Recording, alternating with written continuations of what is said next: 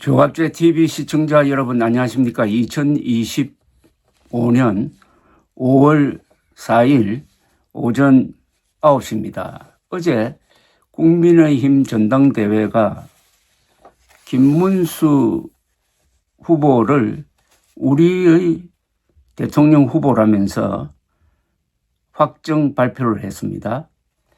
그런데 과연 최종 후보가 맞느냐 하면 그게 또 아닙니다. 한덕수 후보와 단일화를 한다고 합니다. 며칠 안으로 해야 됩니다. 이게 가능하냐?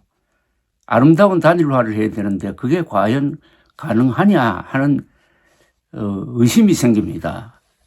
그러면 어제 뽑은 국민의힘 대통령 후보 김문수는 임시 방편으로 뽑은 사람이냐? 예비 후보냐?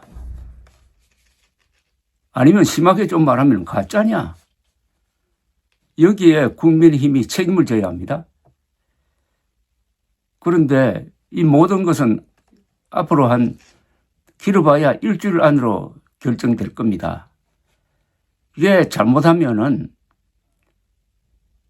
국민의힘의 대국민 사기극이었다는 것으로 들통이 날 때 어떻게 감당할 거냐.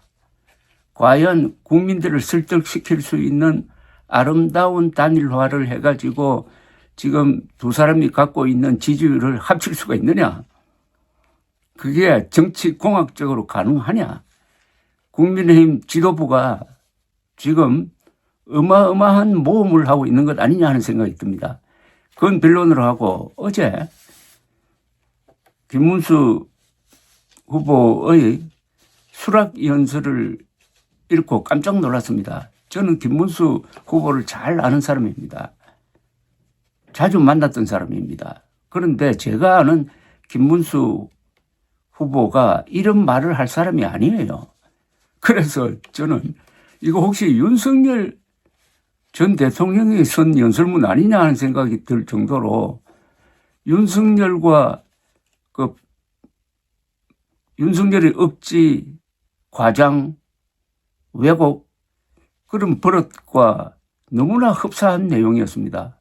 제가 지적하지 않을 수가 없다는 어떤 충동을 느낄 정도였습니다.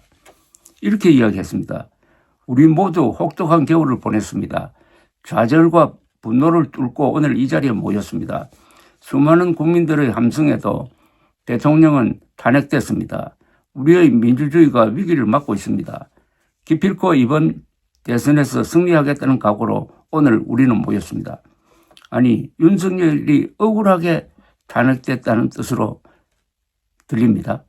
헌법을 위반하여 헌법에 의하여 탄핵된 것은 민주주의의 승리인데 김문수 후보는 민주주의의 위기라고 생각합니다.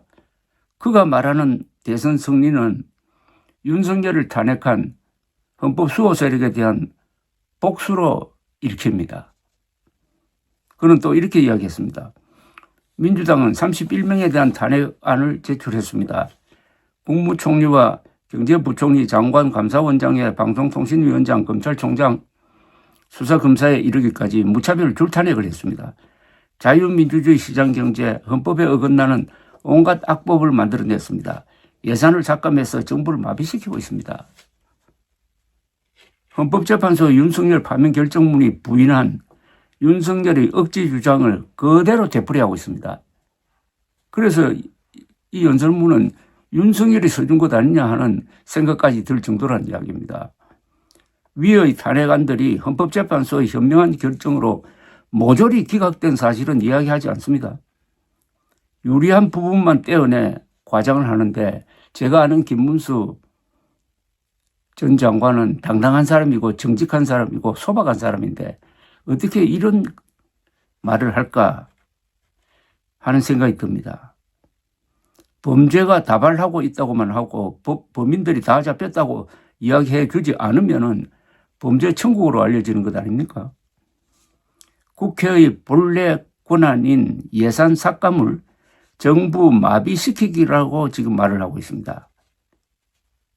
그 예산 삭감된 것 중에는 허황한 대왕고래 시추 예산도 포함되어 있었는데 어떻게 됐습니까? 구멍 하나를 뚫었더니 아무것도 나오지 않고 1,000억 원이 날아갔습니다. 윤석열이 계속 있었으면 아마 몇 조 날아갔을 겁니다. 국회가 잘한 것 아닙니까? 국회의 탄생이라는 것은 왕이 귀족들에게 세금을 마음대로 부과하지 못하도록 한 1215년의 영국 마그나 카르타 대헌장에서 유래합니다. 그러니까 국회의 기본 임무가 예산 삭감입니다. 대통령 후보가 이를 국회 독재로 보는 것이 독재적입니다. 그는 또 이런 이야기를 했습니다. 국회의원을 동원해서 방탄국회를 만들었습니다. 도대체 세계 어느 나라 국회가 이런 적이 있습니까? 역사상 최악의 국회 독재가 아닐 수 없습니다. 벌써 2번째 국민의 손으로 뽑은 대통령을 탄핵했습니다. 국회가 대통령을 끌어내고 법원과 헌법재판소까지 지배하며 삼권 분립을 파괴하고 있습니다. 역사상 최악의 국회 독재라는 표현은 역사상 최악의 과장입니다. 대통령이 군인들에게 국회의원을 끌어내라고 명령한 사실은 숨기고 국회가 대통령을 끌어냈다니 이런 주장을 되풀이하면은 공직선거법상의 허위사실 유포죄에 해당할지 모른다는 생각이 듭니다. 국회가 법원과 헌재까지 지배하고 있다는 말도 이건 허위사실 유포입니다. 국회가 법원을 지배하는데 대법원이 이재명 후보에게 유죄 취지의 파기환송을 합니까? 김문수 후보는 이렇게 또 이야기를 했습니다. 낡은 1987년 체제를 바꾸는 개헌을 추진하겠습니다. 정치와 사법, 선거제도를 개혁하겠습니다. 감사원이 선관위를 감사하고 사전투표 제도를 폐지하겠습니다. 국회의원 불체포 특권을 폐지하겠습니다. 헌법상 독립기관인 선거관리위원회에 대한 감사원의 감사는 위헌입니다. 헌법 위반입니다. 헌법재판소가 최근 위헌이라고 결정한 사안인데 이를 무시하고 감사원이 선관위를 감사하도록 한다고요? 대통령이 헌법 개정 없이 그렇게 하면 탄핵 사유가 됩니다. 세계에 자랑하는 편리한 사전투표 제도를 폐지한다고요? 사전투표 제도 누가 만들었습니까? 박근혜 대통령이 만든 것 아닙니까? 작년 총선 2022년 대선 때 국힘당이 사전투표를 해달라고 호소한 것은 그러면 대국민 사기였습니까? 김문수 후보는 부정선거 음모론자입니다. 비극적인 현실입니다. 선관위를 범죄 집단으로 본다는 이야기인데 이번 조기 대선도 부정선거로 치러질 것이 확실하다면 결과는 뻔한데 왜 굳이 출마하겠다는 것인지 이해가 안 갑니다. 혹시 이번 대선 기간에 스탑 더 스틸을 들고 다니면서 대한민국 얼굴에 먹칠을 하지 않을까 걱정스럽습니다. 그는 또 이렇게 이야기를 했습니다. 거짓과 범죄로 국회를 오염시킨 사람을 대한민국 대통령으로 만들어서는 안 됩니다. 이재명 후보의 문제점을 지적한 것으로 이해가 됩니다.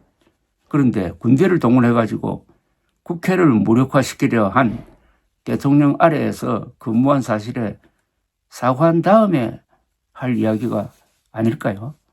저는 정말 제가 아는 김문수